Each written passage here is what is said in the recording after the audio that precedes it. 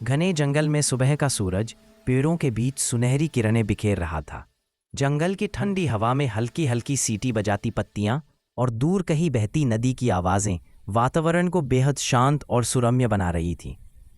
इस जंगल में तरह तरह के जानवर रहते थे।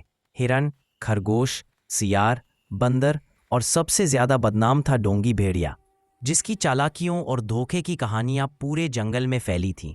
भेड़ियों का समूह उसे पसंद नहीं करता था, क्योंकि वह सामने से मीठा और पीछे से खतरनाक होता था। शिकार के समय अपने साथियों को इस्तेमाल कर खुद भाग जाता था। खाने के समय दूसरों की हिस्सेदारी हड़प लेता था। इसीलिए सब उसे डोंगी भेड़िया कहते थे, यानी नकली, पाखंडी, धोखेबाज। उसी जंगल के एक कोने में एक चालाक गधा रहता था। नाम था गोपाल। गोपाल शांत स्वभाव का था, लेकिन दिमाग उसका बाघ जितना तेज चलता था। जंगल के अन्य जानवर अक्सर उसे बेवकूफ समझकर मजाक उड़ाते, पर गोपाल अपनी राह चलता था।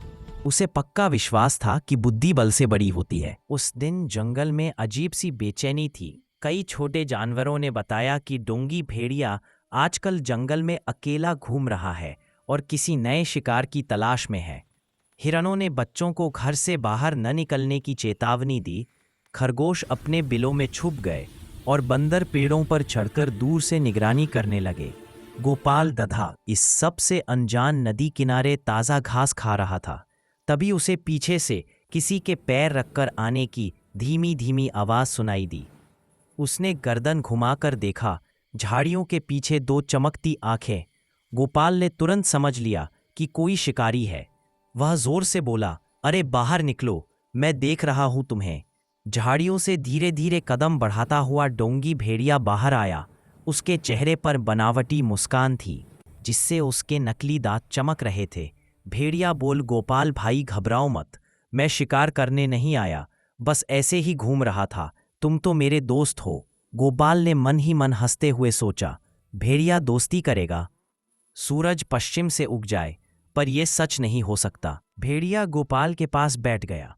गोपाल भाई, तुम तो इतने मेहनती हो, लेकिन तुम्हारे पास सुरक्षा नहीं है। जंगल में कई खतरनाक जानवर घूमते हैं। अगर तुम चाहो तो मैं तुम्हारी रक्षा कर सकता हूँ।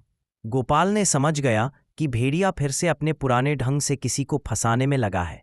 वह बोला, सुरक्षा? तुम मेरी? अरे जंगल में तुमसे ज्यादा खतरनाक कौन है? भेड़िया हंसते हुए बोला, अरे मैं तो बदल चुका हूँ। अब मैं किसी को नहीं खाता। आजकल मैं सिर्फ फल फूल खाता हूँ। शाकाहारी भेड़िया बन गया हूँ। गोपाल ने सोचा, ये तो और बड़ी झूठ की थाली परोस रहा है। उसने अपने चेहरे पर भोला भाला भाव रखते हुए कहा, अच्छा, अगर तुम सच में बदल गए हो तो चलो कसम खाओ कि आज तुम किसी को नुकसान नहीं पहुंचाओगे। भेड़िया तुरंत बोला, हाँ हाँ, मैं कसम खाता हूँ, बस तुम मेरे साथ चलो। गोपाल ने सही समय देख लिया। उसने धीरे से एक जाल बिछाने की योजना बनाई। गोपाल बोला, अगर तुम सच में बदल गए हो तो पास के गांव में एक किसान रहता है। वह हर रोज अपने खेत में ढेर सारा अनाज छोड़ देता है। वह अनाज तुम्हें पसंद आएगा। चलो, मैं तुम्हें वहां ले चलता हूं। भेड़िया अपने मन में लार टपकाते हुए सोच रहा था, गोपाल कितना मूर्ख है। किसान के खेत में पहुंचकर मैं अनाज नहीं, किसान की बकरियां खाऊंगा। गोपाल ने यह सब उसके चेहरे पर पढ़ लिया। उसने मन ही मन कहा, ठीक है, अगर तुम धोखे की सोच रहे हो तो तुम्हें सबक सिखाना पड़ेगा। रास्ते में बढ़ता खतरा। रास्ते में गधा और भेड़िया चलते हुए एक संकरे रास्ते पर पहुंचे, जो दोनों तरफ से घने पेड़ों से घिरा था। गोपाल ने अचानक रुककर कहा, भेड़िया भाई, आगे एक पुल है जो बहुत कमजोर है। नीचे की तरफ गहरी नदी बहती है। तुम भारी हो, तुम्हें धीरे चलना होगा। भेड़िया बोला, मैं तो बहुत हल्का हूं, मैं संभाल लूंगा। गोपाल ने जानबूझकर अपनी चाल धीमी कर दी ताकि भेड़िया आगे निकल जाए। पुल पर पहुंचते ही गोपाल चिल्लाया, अरे रुको, मैं पहले चेक कर लेता हूं कि पुल टूट तो नहीं रहा। पर भेड़िया लोभी स्वभाव का था। उसने कहा, मैं पहले जाऊंगा, मुझे जल्दी है। भेड़िया पुल पर चढ़ गया और आधा पुल पार ही किया था कि गोपाल को मौका मिल गया। उसने जोर से चिल्लाया, अरे भेड़िया भाई, पुल टूट रहा है, दौड़ो बचने के लिए। भेड़िया डरकर कूदने लगा। उसके डर और कूदने की वजह से पुराना पुल जोर जोर से हिलने लगा और ठीक उसी समय धड़ाम, पुल का बीच वाला हिस्सा टूट गया और भेड़िया सीधा नीचे नदी में जा गिरा। भेड़िया नदी में फंस गया। नदी की तेज धारा ने उसे बहा दिया। भेड़िया तैरना जानता था, पर नदी बहुत गहरी थी। किसी तरह वह एक चट्टान पकड़कर चिल्लाने लगा, गोपाल, मुझे बचाओ, मैं डूब जाऊंगा। गोपाल ऊपर से बोला, अरे, तुम तो कहते थे कि तुम बदल गए हो।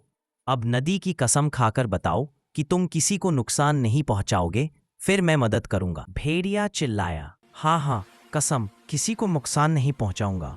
गोपाल ने कहा, ठीक है, मैं शाखा फेंक रहा हूं, इसे पकड़ लो। गोपाल ने एक लंबी पेड़ की टहनी नीचे फेंकी। भेड़िया ने उसे पकड़ा और खींचते खींचते आखिरकार ऊपर आ गया। पर जैसे ही वह बाहर आया, उसका असली रूप सामने आ गया। वह जोर से दहाड़ा, अब मैं तुझे खाऊंगा, तूने मुझे बेवकूफ बनाया। गोपाल हंसते हुए बोला, मैंने कुछ नहीं किया, तुमने ही अपनी डोंगी चालों का नतीजा झेला है। भेड़िया उसकी ओर झपटा, लेकिन गोपाल पहले से ही तैयार था। वह दौड़कर पास के खुले मैदान में पहुंच गया, जहां कई जानवर पहले से इकट्ठे थे। हिरण, सियार, बंदर और यहाँ तक कि जंगल का बूढ़ा भालू भी। जंगल सभा बोलती है। जानवर इकट्ठे होकर बोले, डोंगी भेड़िया, पूरे जंगल को तुमने परेशान कर रखा है, तुम्हारी चालों से हर कोई तंग है। बूढ़ा भालू, जो जंगल का न्यायाधीश था, बोला, तुम्हारे झूठ, तुम्हारी चालें और तुम्हारा पाखंड अब नहीं चलेगा। आज से तुम जंगल में शिकार नहीं करोगे, अगर किया तो हम सब मिलकर तुम्हें बाहर निकाल देंगे। भेड़िया डर गया। उसने पहली बार समझा कि चालाकी हमेशा नहीं चलती।